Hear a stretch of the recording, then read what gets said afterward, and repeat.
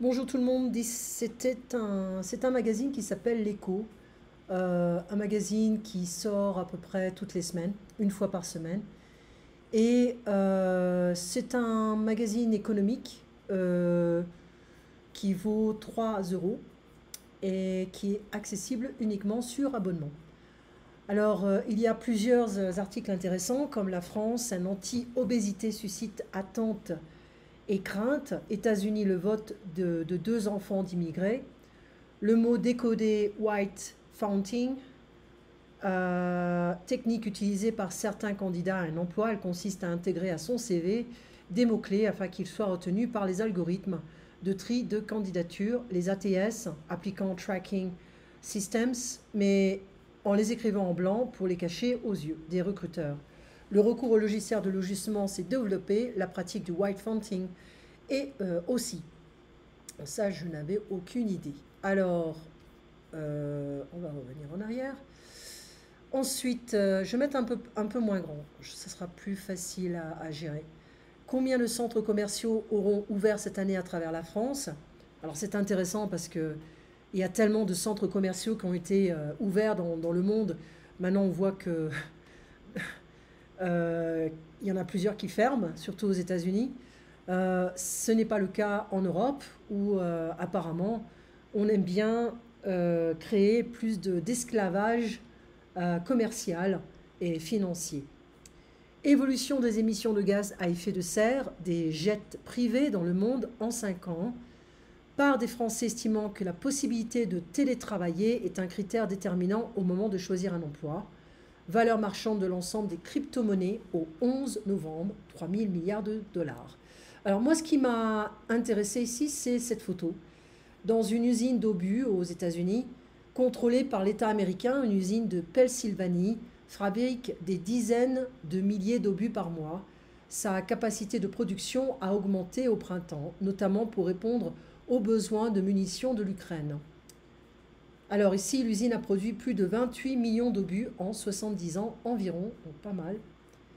Donc voyons un petit peu. Donc ici, c'est une page.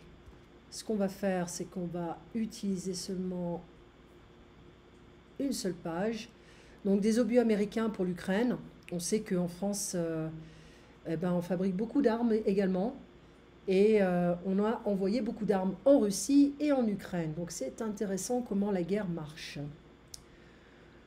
Euh, voilà, donc j'essaie de montrer un petit peu ce magazine, hein, qui n'est pas très grand, ça fait 8 pages. En ce moment, on a des problèmes avec les fermiers en France. Les agriculteurs en colère, ce n'est pas nouveau. Euh, ces derniers jours, des agriculteurs ont installé des messages de mécontentement ici près de Carcassonne. Le 7 novembre, mercredi, un syndicat, groupe de personnes défendant des intérêts professionnels communs, a appelé à des actions partout en France à partir du 18 novembre, donc il y a 2 jours. Le but, interpeller le gouvernement sur les conséquences de l'accord de libre-échange entre l'UE et le Mercosur, Argentine, Brésil, Uruguay, Paraguay et Bolivie. Alors, c'est quoi? C'est comme NAFTA. Ça veut dire que certains pays riches vont profiter de certains pays pauvres pour les enrichir. Et ce n'est pas très bon pour les fermiers français qui vont devoir rentrer en compétition avec des prix encore moins chers. Donc ça, c'est vraiment, je suis désolé de l'expression, mais du foutage de gueule. Ce traité commercial excluant taxes et quotas a été signé en 2019, mais il n'est pas appliqué. Il doit être à nouveau discuté la semaine prochaine. Selon des agriculteurs françaises, il instaure une concurrence déloyale. Ben oui, les prix vont être beaucoup moins chers. Alors déjà que les fermiers ne mangent pas à leur faim, ils sont très pauvres. Et là, on va encore les rendre encore plus pauvres. C'est très très bien, merci Emmanuel Macron. Ok, je fais les choses un peu plus, les plus importantes, hein. Allemagne, 35 ans après la chute du mur de Berlin, donc est-ce que c'est mieux?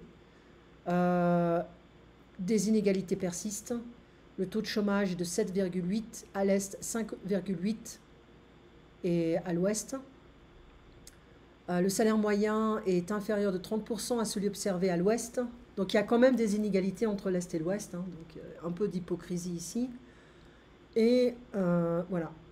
Bon, c'est selon ce magazine, hein. La photo de la semaine, visibilité réduite, Ce vendeur de snacks déplaçait sa marchandise à moto au milieu du smog, mélange de fumée et de brouillard près de Lahore mardi. Eh ben, ok. La phrase de la semaine, États-Unis, nous allons réduire les dépenses. Si nous ne le faisons pas, nous allons mettre le pays en faillite. Il faut assécher les marécages. Très bien. Et ici, c'est vrai qu'on a deux types d'enfants d'immigrés, les nouvelles générations, qui parmi les jeunes générations ont voté Donald Trump et aussi Kamala Harris. Je pense que, bon, ben, j'ai eu plusieurs conversations avec des étudiants avec qui j'ai dit, je pense que, bon, la campagne de Kamala Harris a mal été organisée.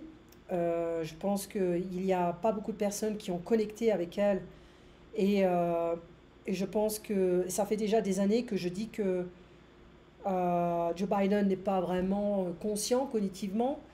Je pense qu'il y a eu de la négligence à ce niveau-là de la part du Parti démocratique. Ils auraient dû organiser une sortie de Joe Biden un peu plus tôt. Je sais que ce n'est pas toujours facile de faire ça. Mais la campagne du Parti démocrate a mal été organisée. Vraiment très très mal. Entre une personne, Joe Biden, qui devrait être en maison de retraite depuis longtemps, et Kamala Harris, qui n'a pas vraiment une histoire politique très longue, je pense que les gens ont voté pour la personne qui se sentait plus en confiance. Voilà. Et c'est ce qui s'est passé. Je ne dis pas que j'ai plus confiance en Donald Trump, je dis simplement comment les gens ont voté. Voilà. Alors,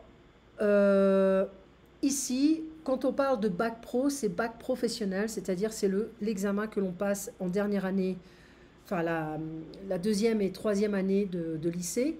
Donc la deuxième année, c'est le bac français et ensuite c'est le bac, le reste, hein, les langues, les sciences, les lettres, etc. Et bac professionnel a souvent été considéré comme un bac pour les stupides, voilà. Et c'est pas vraiment le cas parce qu'on demande de plus en plus de main-d'œuvre spécialisée. Pour l'immigration au Canada, on demande une main-d'œuvre spécialisée. Donc, c'est vrai que maintenant, les jobs sont plus marqués sur l'aspect professionnel que sur l'aspect général. Comme le bac général, on va à l'université, mais est-ce qu'on peut avoir un emploi après ça? Voilà, donc c'est assez limité, on va dire. Voilà, donc les bacs professionnels étaient considérés comme inutiles avant, mais maintenant ce n'est plus vraiment le cas. Voilà.